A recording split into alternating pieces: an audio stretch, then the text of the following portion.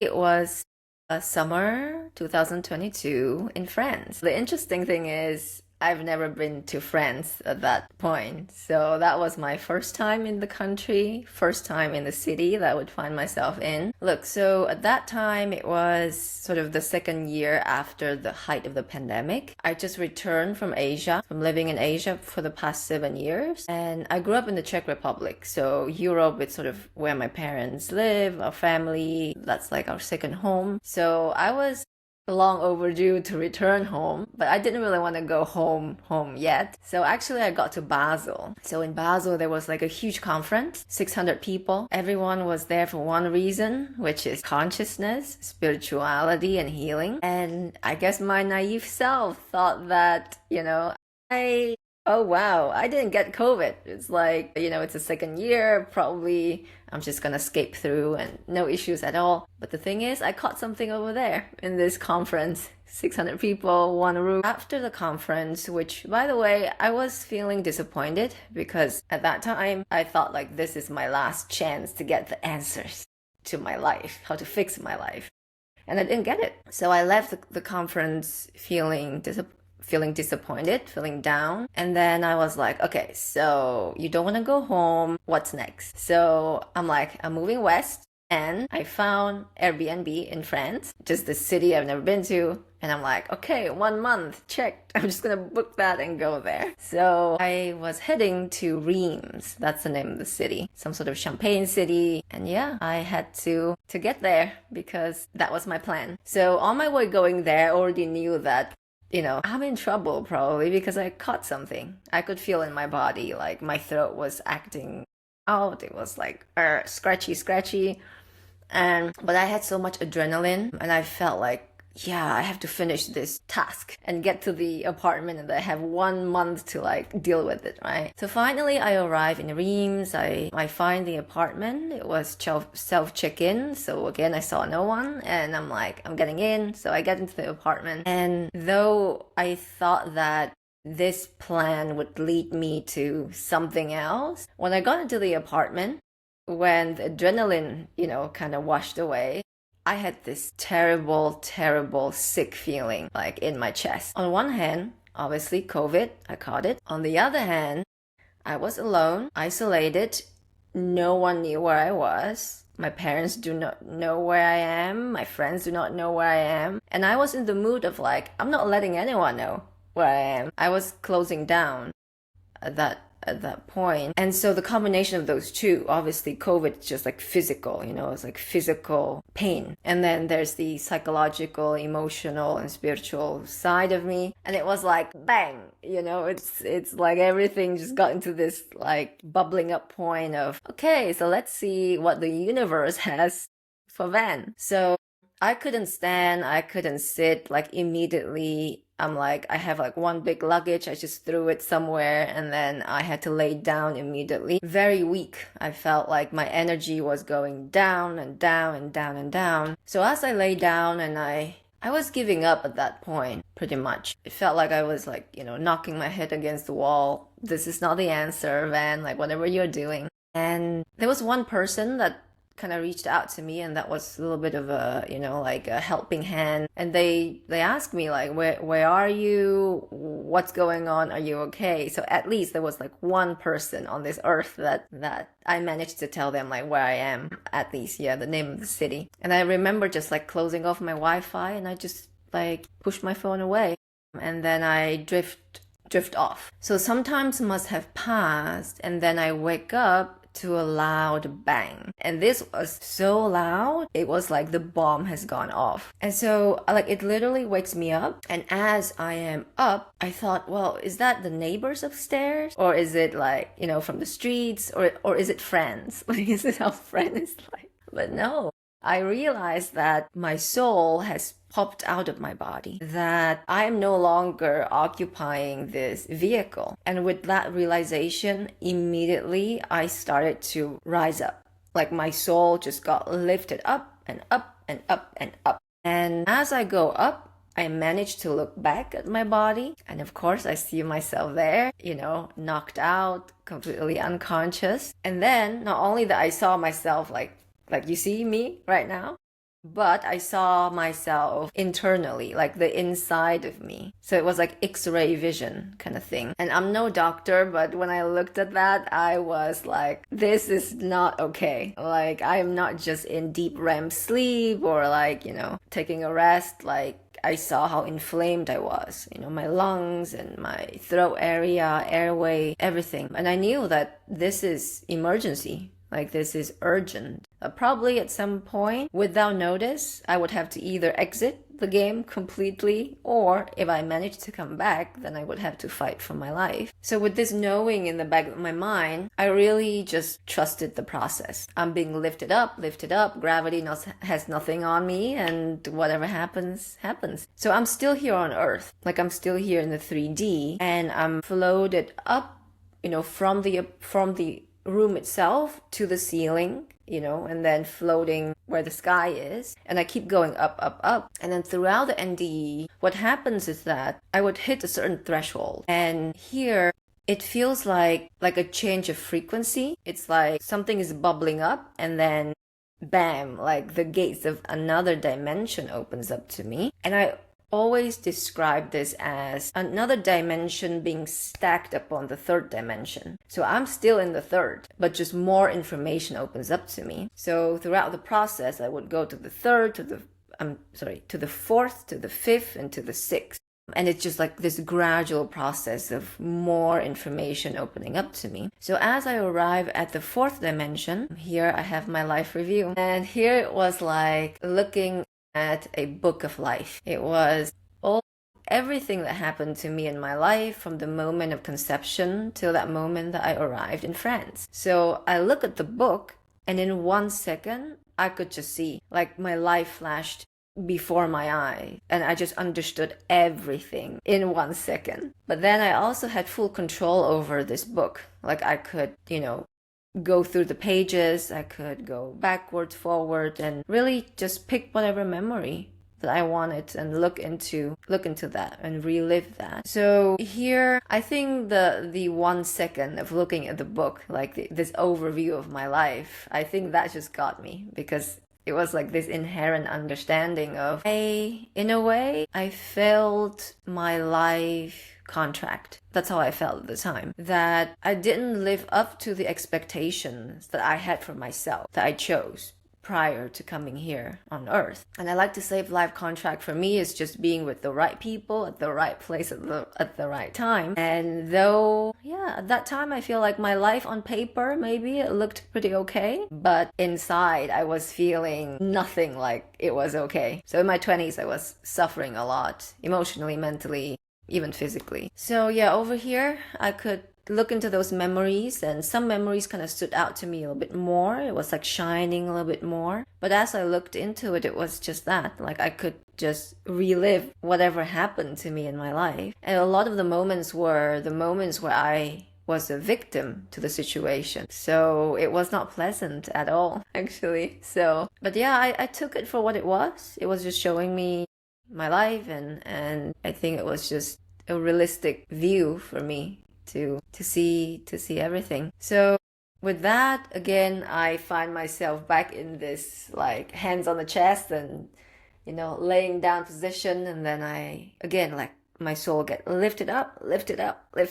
And then I arrive at the fifth dimension. So here I saw my tree of life. So again, this was like more information, right? So previously it was everything that happened as it happened. But now it is on top of that, I could see, like, I call it tree of life because I could zoom in to any particular moment in my life, and then I could see branches. I could see what I chose and then what I would have chosen, right? Like my path, what I chose to do, like following my heart. And then I saw everything else in between. So this was very impressive for me, because literally this was the first time I saw, let's say, life not as linear, but I saw possibilities, I saw probabilities, and I saw timelines for myself, for my life. So over here, for example, I think one of the things that really stood out to me was the moment in 2016. So in 2016, everything was lining up for me personally in my life to probably make a big move. And so at this point, I would have graduated. I would have had a pretty good career so far in technology. I just got naturalized in the Czech Republic because I grew up there, lived there for 15 years. And then also I had a relationship of 6 years at that point. So on paper, I was doing pretty well, right? So just 1 month before all the paper would come to me and then I would be able to make the next big move, my partner at the time has chosen to make his big move before me. So here there were two branches of possibilities, right? So he chose to transfer through his company to Singapore. Now, for the past 6 years at that time, I thought, I was under the assumption that we both wanted to move out at some point, but then we would go west. We would move to the USA. We were both aligned with that, and we both worked in the same industry and, having a career in technology. So that was very much a possibility. But then he chose going to another continent, right? And yeah, here I saw that I did not follow my heart. I did not follow the life contract that I chose, and I moved to Singapore with him. And yeah, that kind of changed everything with this, tree of life. Because as you know, when you choose one path, it leads you to all kind of other points in your life. So I knew that this was a major thing, that I didn't follow my heart, I didn't follow my path, and I chose wrong. And then what would have happened if I would have chosen to move to the USA? Yeah, so that's what I chose, and that's what I saw in my tree of life, which is that it is possible, very much possible, for people to go against themselves. And maybe, sometimes I even call it I betrayed myself in a way, because this is serious. It's not a light matter. I remember the 6 years that I lived in Singapore, even though obviously, that it has nothing to do with the country, because it's one of the best countries out there, right? So yeah, it has nothing to do with the country, with the person, with my partner, but it has everything to do with you and your direction and your path. So over here, I saw that I indeed made a mistake, and that it derailed myself for a very, very long time. But then eventually, whatever we do, it will lead us back to where we are supposed to be. That was the understanding that I had with this tree of life. So then again, I find myself, hands on my chest, laying position, and then lift it up, and lift it up some more. And then I hit the 6th dimension. Now this would be the grand finale for me. If previously it was my life review, my tree of life, this would be the blueprint of humanity. I mean, it was like the floodgates of everything opens up to me. And here it was so magical because this was the first time that I felt unconditional love. How do I know that? Because I've never felt that before. The contrast when I find myself in the 6th dimension made me understand what I've never had the taste of before. It was just clear as day to me. So here I felt unconditional love. It was like I was hugged by the creator himself. And there was no judgment, for sure. There was no nothing, no thought, no being, no human, not even myself judging myself. At the same time, I saw my soul for what it was, and I saw everyone else as souls for what they were. And it was the most beautiful thing I've ever seen. It was individual units of beings, and every being was shining bright with their own light. And this light has hues, it has colors, it has shades, and it was very unique. There's no carbon copy of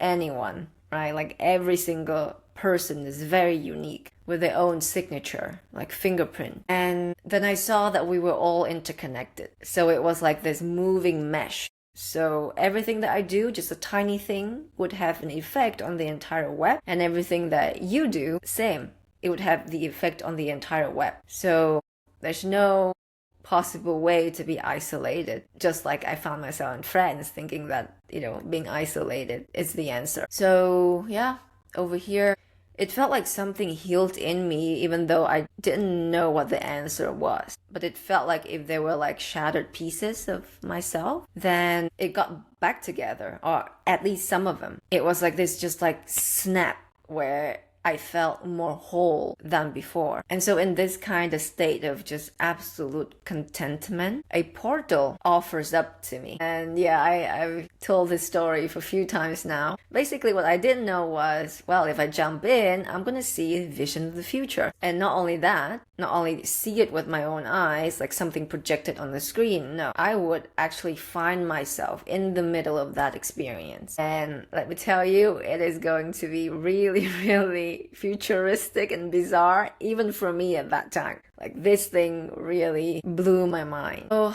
as I jumped into this portal, again, it was like there was no fear at all. Like, I just trusted the process completely. And as I jumped into the portal, I would find myself in what I call scenes of the future. And like I said, it's like VR, so like I'm right in the middle of that. So there were like a couple of scenes, but I've been sharing probably two most important scenes, which I'm going to share with you also today. So in one of the scenes, I find myself inside a spaceship, and I could tell this was like a perfect sphere.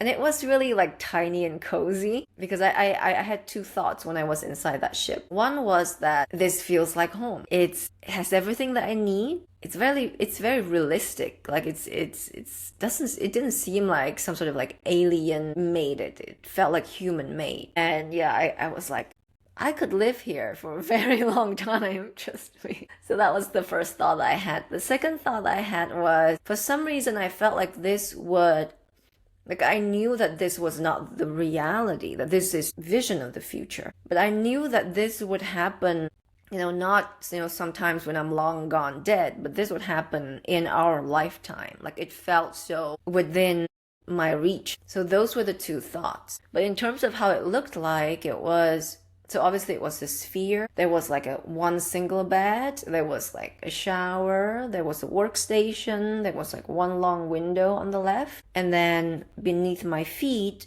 though everything was very quiet, I could feel some sort of vibration. So I could tell like probably that's like some propulsion system that get it going. So then I look out of the window. I see something even more bizarre. So I see what I call now mothership. Now, this was a city-sized structure that was transparent because I could see into it. It was floating around Earth, and it was organic. And by organic, I mean it was a habitat for living beings and things. So there were like floors and buildings and skyscrapers and people and jungle. It was like this urban jungle architecture. Blew my mind completely. At the same time, I had no clue how that works because, at that time, I always say this, I've never seen a single episode of Star Wars or Star Trek or any of the star things.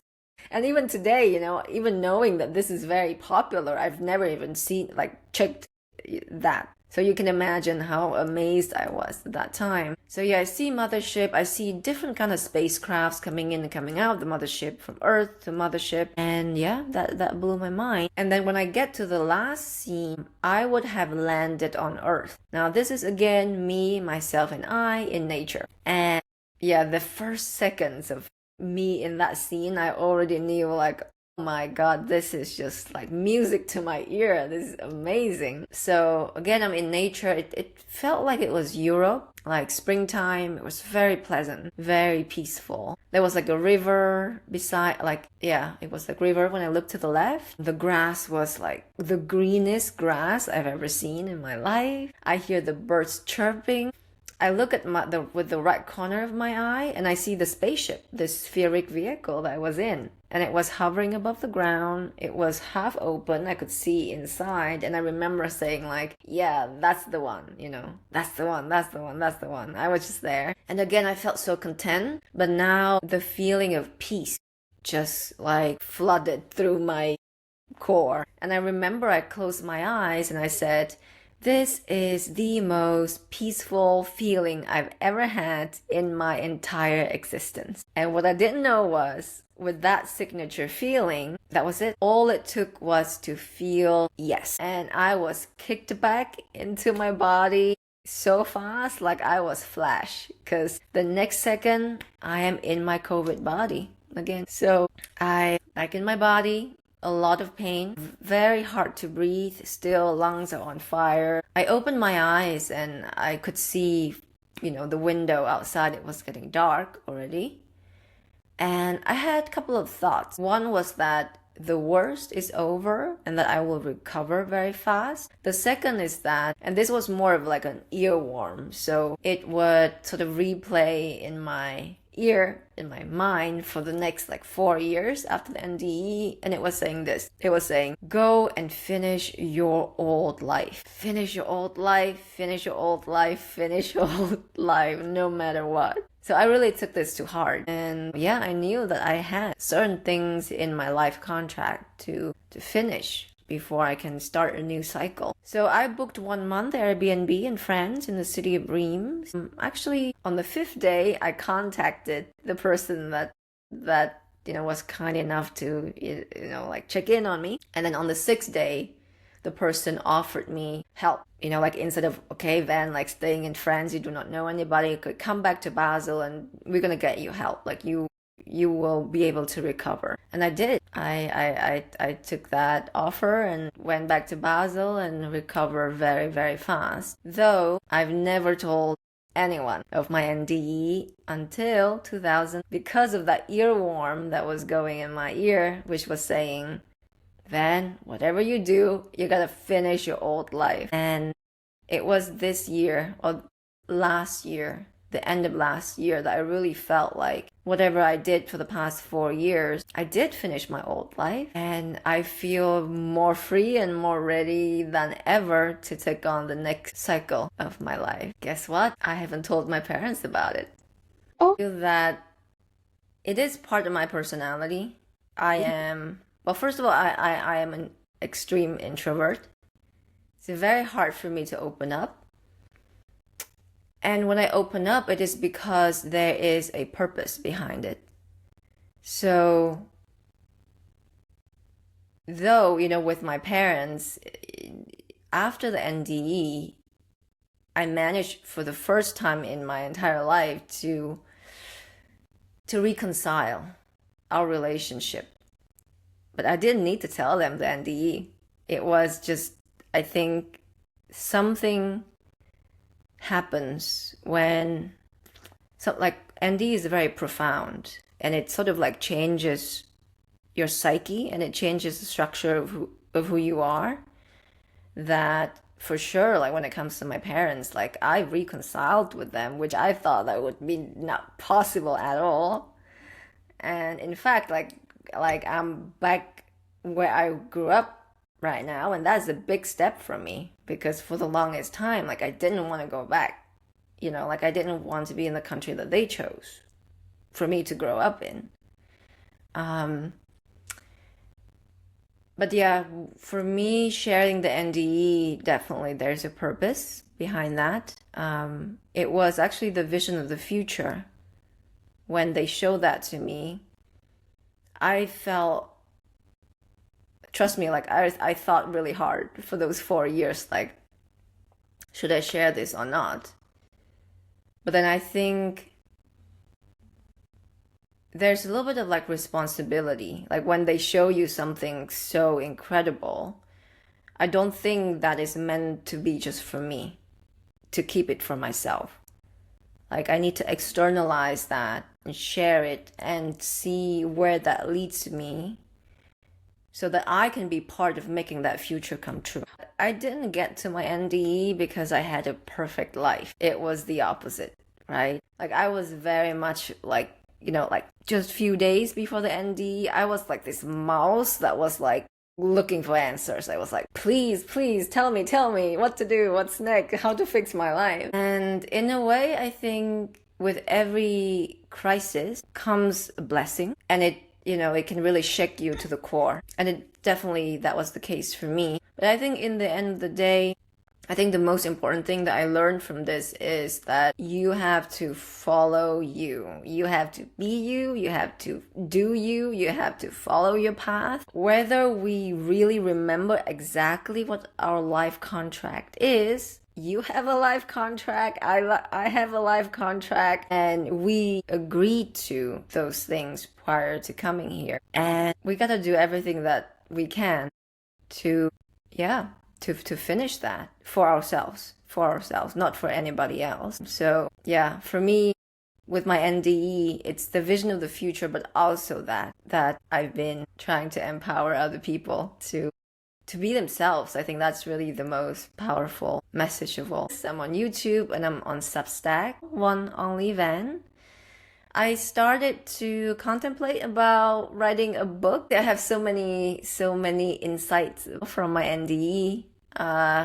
So the book is going to be somewhere along the lines of 112 ways to have a fantastical ego death. So it's going to be very practical. Like, I love practicality and giving people, let's say, exercises where they can do it in the privacy of their own thoughts. Look into your inner self, because that is where the power is. So with now that I'm saying this to the audience, that I will finish very soon.